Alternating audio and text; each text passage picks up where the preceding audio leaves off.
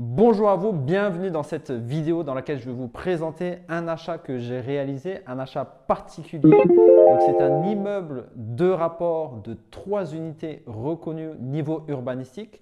En termes de localisation, ici on se trouve à Charleroi, plus particulièrement à Marchienne-au-Pont. Alors moi j'aime bien dire que l'action mène à la stratégie. Et pour la petite histoire, ce bien, c'est quelqu'un qui m'a parlé de ce bien. Il m'a dit ah, regarde, il y a un immeuble de rapport. Il était affiché à 100 000 euros. Évidemment, immeuble de rapport 100 000 euros, je ne vais pas chipoter. Même si je ne suis pas dans une démarche d'achat active, je ne recherchais pas de bien à acheter à ce moment-là. Mais j'ai quand même visité le bien, on va dire, pour voir qu'est-ce que c'était. Donc au final, le bien m'a plu. J'ai trouvé super intéressant. Il y avait beaucoup de gens qui visitaient avant, il y avait beaucoup de gens qui visitaient après. Je vous avoue, sur le moment, lors de la visite, j'ai failli faire une offre. Donc à cet endroit-ci, il y avait une table à manger, il y avait des chaises et il y avait plein d'offres de l'agence immobilière qui étaient là et j'ai failli faire une offre. Mais comme on dit toujours, ne pas investir par émotion. Et donc, je me suis dit, je vais quand même attendre. Et donc, sur le chemin de retour, j'ai laissé une petite heure, le temps de rentrer sur Bruxelles, pour réfléchir. Et donc, j'ai fait une offre à 117 500 sans clause de crédit qui a été acceptée. Le bien appartenait à deux sœurs, donc qui ont hérité du bien, et une des sœurs, il me semble, était endettée. Donc il y avait aussi un juge qui devait donner son accord pour la réalisation de ce bien. Donc ce qui a pris un peu de temps dans les démarches administratives, et ce qui était pas mal parce que comme je n'étais pas dans une phase d'achat, je n'étais pas sûr de mes capacités d'emprunt. Et donc j'ai quand même gagné du temps et ça m'a permis de temporiser pour pouvoir faire mon prêt hypothécaire et aussi demander des apports suffisants. Donc on se retrouve ici au rez-de-chaussée, donc c'est un appartement, une chambre. Actuellement, dans la situation actuelle, donc vous avez un living, un très grand living qui s'étend sur 2 pièces. Vous avez une cuisine dans le fond, une chambre dans le fond et vous avez un petit bureau qui ne peut pas servir de chambre parce qu'il n'y a pas de luminosité naturelle.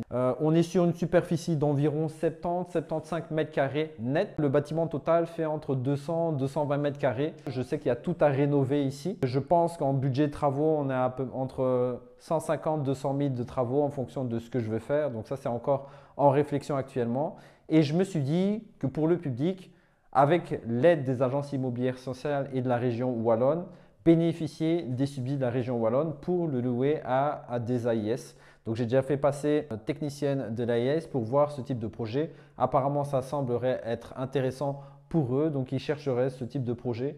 Et donc voilà, tout ça c'est encore en négociation et l'objectif ici c'est plus une valeur patrimoniale. Donc de faire des travaux de qualité, avoir des revenus qui vont couvrir, donc l'achat ici est en société, qui vont couvrir le crédit et les charges. Donc, il y aura un cash flow de zéro. Mais au moins, ça va tourner tout seul. Je ne vais pas devoir me tracasser de ce bien. Il va prendre de la valeur. Donc, plus tard, potentiellement, je pourrais le revendre avec les contrats AIS. Si je revends avant 9 ans, ça dépend si je vais faire des primes énergétiques ou pas, 9 ans ou 15 ans. Je vous invite à faire le tour du propriétaire avec moi. Donc, ici, on a des murs porteurs. Ici, on a des cloisons. Il y a WC, douche. Il y a une chaudière. Donc, tout ça va être remplacé. Pour l'instant, je compte garder la configuration actuelle à cet endroit-ci. Donc ici, vous avez un espace un peu bureau. Donc pour la petite histoire, dans le fond, il y avait une ancienne porte d'entrée qui mène au couloir, qui reste condamnée. Potentiellement, on va changer la porte d'entrée. Donc faire en sorte que la porte d'entrée soit là pour faire un petit espace buanderie où on pourra poser les chaussures et on va gagner un peu d'espace. Ici, on va essayer d'agrandir, d'apporter plus de luminosité naturelle en mettant des châssis qui vont donner sur le jardin. Il y a une petite terrasse et ensuite il y a un jardin à l'arrière.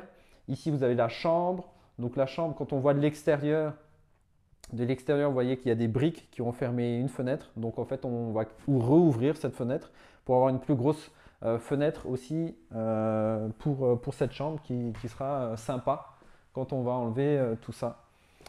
Et donc, si vous voulez m'aider, on peut vraiment on peut voir un peu qu'est-ce qu'il y a derrière tout ça. Si vous voulez m'aider pour la destruction, les amis, vous êtes bienvenus. Hein. La destruction, c'est un poste qui coûte assez cher. À mon avis, on sera entre les 10-15 000 euros encore. Tout ça, c'est encore en négociation. Et donc voilà, derrière, vous allez voir de l'extérieur. Hein. Ici, il y a une fenêtre. En fait, derrière, c'est l'ambris. Donc, ils ont fermé cet accès. Et je pense même que je pourrais en faire une porte. Donc, l'idée, c'est d'apporter encore plus de luminosité naturelle dans cette chambre. Et on se retrouve ici au niveau de l'annexe. Donc c'est une annexe. Le mur porteur de la maison était au niveau de la cuisine. Et la cuisine est dans une annexe et la chambre est encore dans une autre annexe, dans le fond. Donc pas mal de superficie. Pour moi, public idéal ici, ce serait un couple ou potentiellement un couple avec un enfant de bas âge. Donc ici, on se retrouve dans l'annexe à l'arrière. On voit ici qu'il y a des faux plafonds. Donc ce que vous pouvez faire, c'est enlever les spots qui sont encastrés et regarder à travers le petit trou s'il y a de l'isolation ou qu'est-ce qu'il y a au-dessus des faux plafonds. Et donc ici, on voit qu'il n'y a pas d'isolation. Donc concernant tout ce qui est PEB, il faudra ajouter probablement un 20 mm ici pour isoler. Ça ne coûte pas très cher à multiplier avec la superficie. Je vais vous montrer aussi ici la continuité de l'annexe. Donc on voit ici qu'il y a un petit peu d'isolation qui a été mis, mais bon voilà. Sur le PEB, ça passe comme isolation, mais bon, moi je vais quand même probablement refaire ça et mettre une belle isolation aussi suffisant. Et ici c'est rigolo, donc ça c'est les portes des caravanes. Et vous pouvez voir donc dans l'annexe à l'arrière la chambre, donc ici ça a été bouché. Donc on a une petite fenêtre et aussi on a une petite porte qui mène directement sur une terrasse. Et à mon avis on va démolir tout ça pour faire quelque chose d'assez sympa. Donc on continue la visite ici. Évidemment on va garder, ça c'est du cachet, hein. Donc je vois c'est charbon, hein. On mettait le charbon à l'époque ici. Donc ici on a bien 3 compteurs électriques et c'est rigolo parce qu'au reste sont venus passer. Et ils ont changé qu'un seul compteur alors qu'ils auraient pu faire les 3. Ça c'est gratuit le changement de compteur. Vous avez les démarches pour les nouveaux compteurs. Donc il y a pour tout ce qui est commun, les communs, vous voyez, sont rattachés à un des compteurs. Je ne sais pas encore lequel. L'électricité sera aussi à refaire. Évidemment, vous avez lu l'état. Bienvenue dans le premier étage. Donc vous pouvez voir, il y avait une fenêtre à l'arrière qui continuait, hein, là qui mène à l'annexe à l'arrière. C'est pas une fenêtre, c'était plutôt une entrée historiquement. Et donc quand on rentre dans le premier étage, pour moi ici ce sera un appartement 2 chambres. Il y a un potentiel pour en faire 3, donc vous avez 2 chambres qui sont en enfilade ici sur le côté.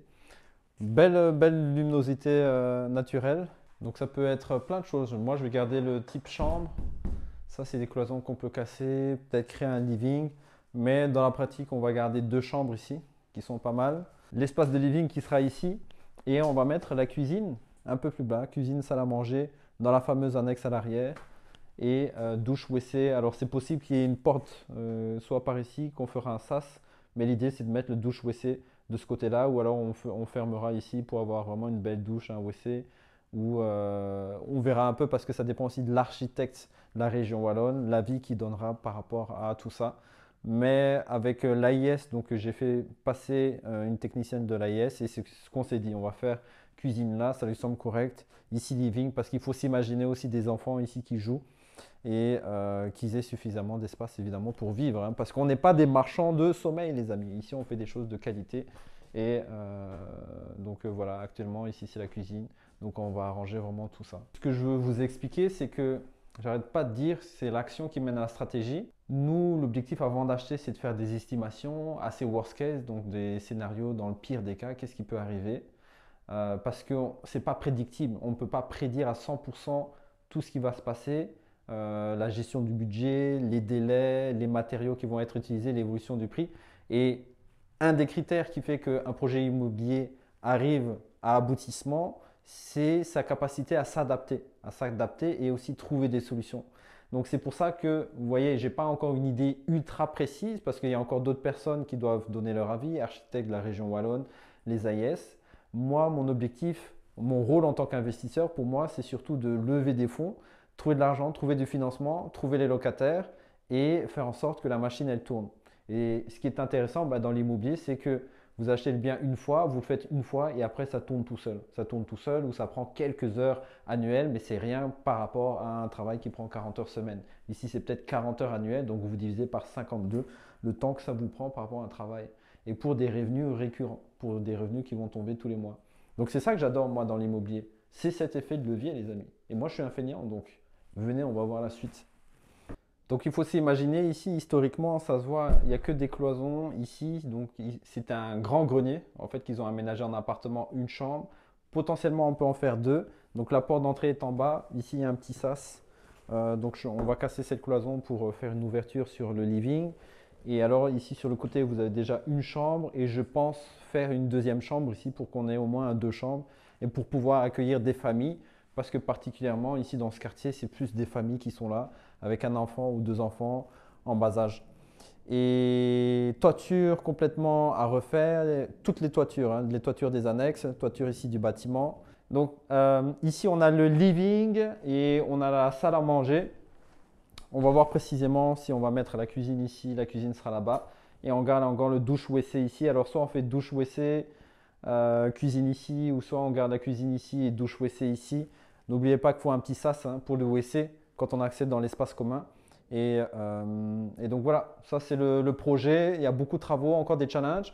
En tout cas, s'il y a beaucoup de likes en dessous de cette vidéo, s'il y a beaucoup de likes, n'hésitez pas à mettre des commentaires. Je vous ferai des vidéos pour voir l'évolution du chantier, l'évolution de la réflexion, l'évolution de la stratégie par rapport à ce chantier. Donc c'est un chantier qui, moi j'estime à peu près 1 an pour réaliser les travaux s'il y a tout le budget.